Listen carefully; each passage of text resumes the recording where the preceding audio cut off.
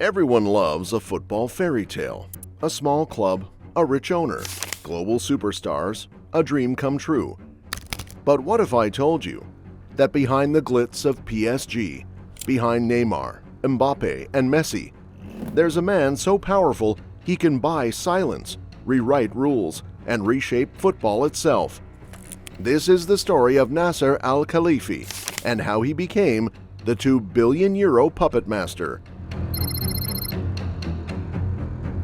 Before Messi, before Mbappe, before PSG became a fashion brand disguised as a football club, there was Nasser, a man with no football background, no executive history, and no billionaire resume, just a decent serve and the right friend. Nasser Al-Khelaifi was a mid-tier tennis player. No grand slams, no trophies, no headlines. By every traditional metric, he was a nobody. Not a prodigy, not a tactician, not even a businessman. Just another forgotten athlete, until the right doors opened.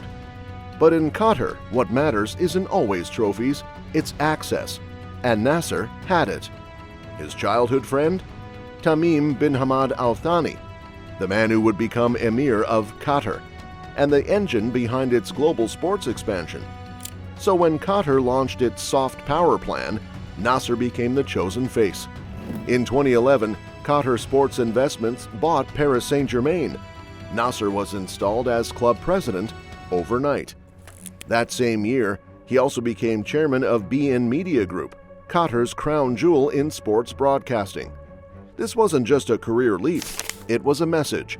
A man with no football experience now ran one of Europe's most storied clubs. And the media company that broadcast it. Was he chosen to run a club or to run a global influence campaign disguised as football? Because what came next changed football forever. Paris Saint-Germain wasn't supposed to be this powerful.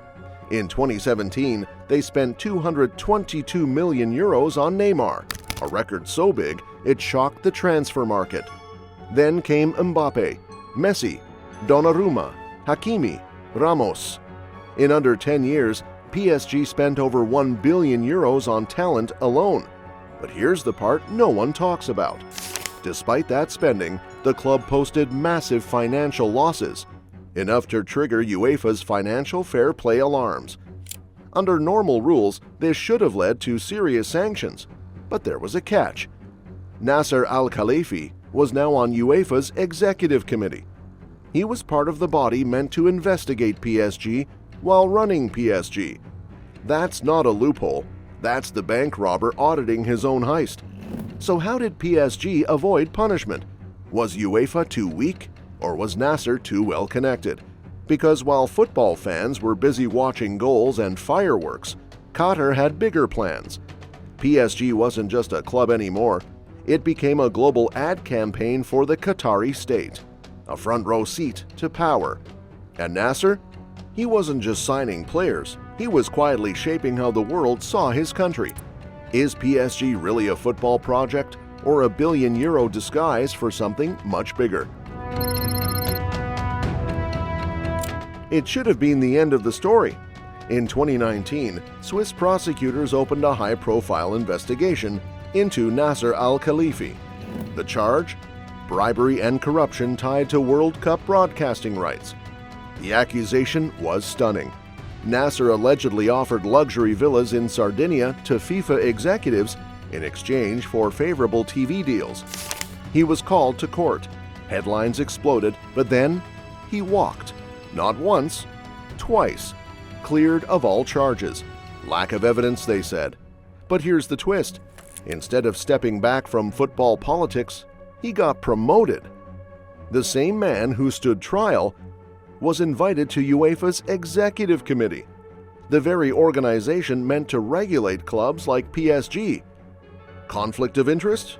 No, this wasn't conflict by accident. It was conflict by design. How many more times could this happen? What happens when the one being watched becomes the watcher? Because from that point on, Nasser wasn't just defending his club from punishment, he was helping shape the very rules meant to punish them. Not behind the scenes, but at the boardroom table. And when you can influence decisions across all of European football, punishment becomes optional. So what happens when enforcement itself is compromised? Is UEFA still protecting football or protecting its insiders? March 2022.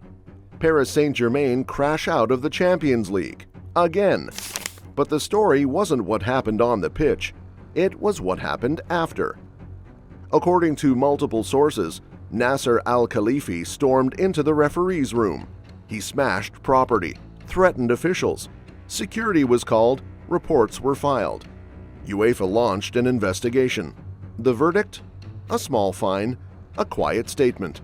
Then, nothing. No suspension, no headlines, the world moved on. Because this wasn't just a president losing his temper, it was a test, and football failed it.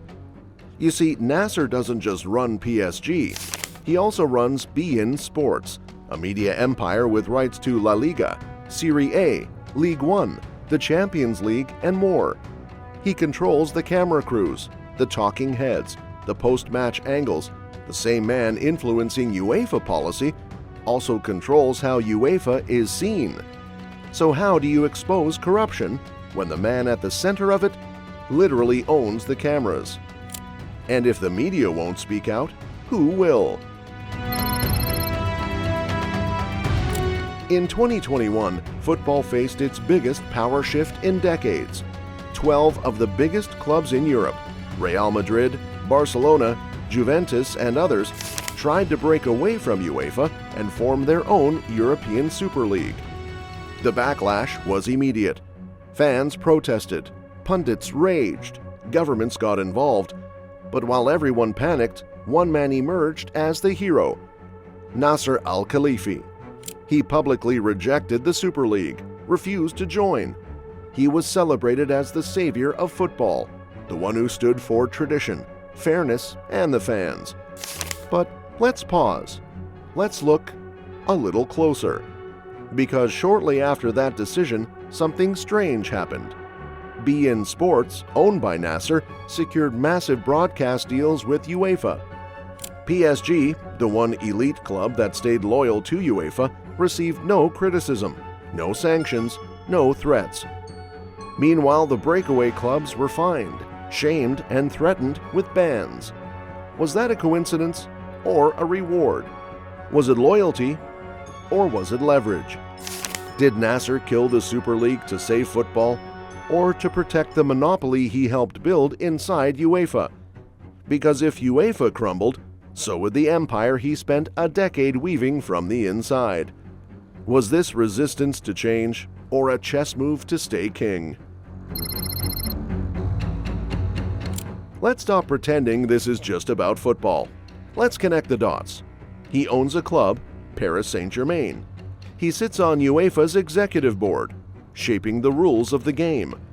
He runs beIN Media Group, the broadcaster that controls what billions of fans see, and he represents the Qatari royal family, the rulers of a nation with one of the most aggressive soft power strategies in modern history.